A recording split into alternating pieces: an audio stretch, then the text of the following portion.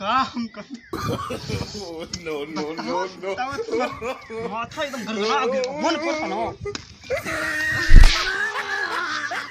तोरा बुझात कहां लिखर तोरा मन में कि तोरा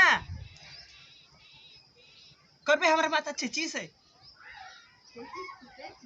हैं ना मारा मुझे मारा नहीं मजाक हो रही है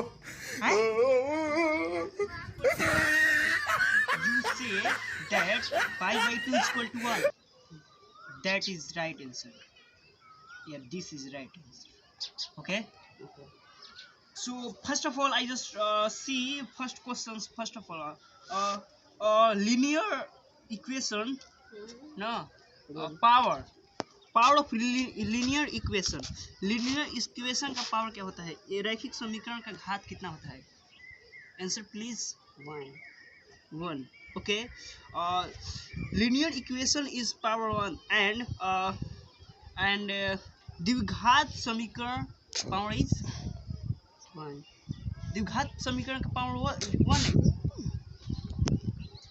द्विघात समीकरण का power 1 होला है. रैखिक समीकरण के पावर 1 तो द्विघात समीकरण के पावर का दूर है करे 2 रैखिक समीकरण वाला ax plus by plus c is equal to 0 जबकि होला ax square plus by plus c is equal to 0 द्विघात रैखिक समीकरण. Okay, then next question, first of all question is C. Second question is 10 pi by 2. 10 pi by 2 is equal to 1. Right answer.